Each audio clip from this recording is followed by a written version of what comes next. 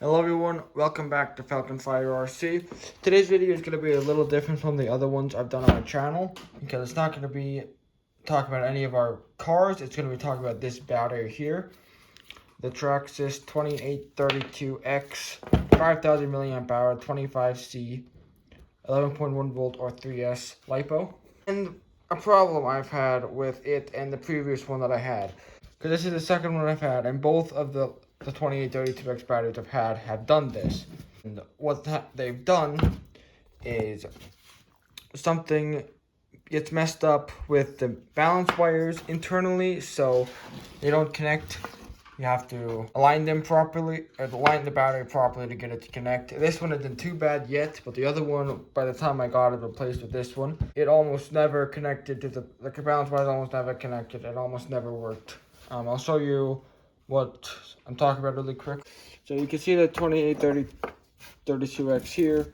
If I plug it in, you can see it's really doing it. It doesn't connect, and it does that.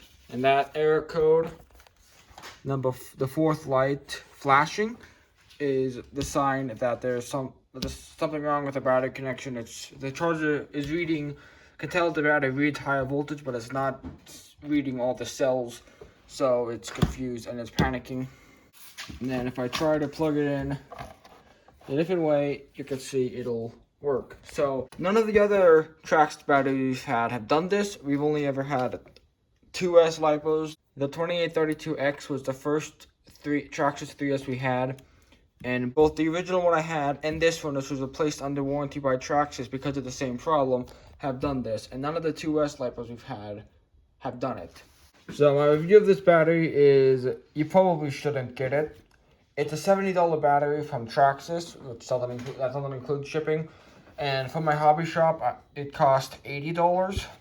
And it's just not worth that if it's going to have this self-destruct feature. The first battery, it started acting up after about a month. This one started acting up around 3 months, and it can still charge like I demonstrated on the charger, but it just doesn't, it's not reliable because it will inevitably fail.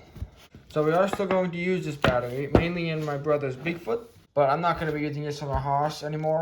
Instead, I'm going to be using these two batteries, Avonic Rebel 5200 milliamp hour 80C 3S LiPos. With the extended battery strap and a little bit of foam, these LiPos will fit in the battery trap of the Haas, or as it's called now, the Stampede 4x4 VXL. Something I'm doing with these LiPos is I'm running a long-term test for battery LiPo braking, because a lot of people say that it's not necessary. Some people say it is. So LiPo 1 was not broken in. It was charged up and ran like normal right off the bat. LiPo 2 was broken in by charging it up slowly, then discharging slowly on the charger. I repeated that cycle 3 times. So we're just going to do a long-term test, see the differences. Anyway, back to the 2832X. It's not a bad battery, but it certainly isn't something you should spend $70 to $80 on. So that's just my opinion. I don't have the 2842X, which is the other Traxxas 5000 milliamp hour 3S LiPo, and it's not the same battery, just with different size cells. Because if you look on this one, max burst, it says it is 35C, and on the 2842X, max burst rate is 50C, and this one's also shorter. So I don't know what the purpose of this battery is. It's kind of an oddball in the lineup because all the other batteries are 25C to 50C. This one isn't, so it's weird. But anyways, that's all I had to say. If you found this video helpful, please consider liking and subscribing, and I'll see you next time. Goodbye.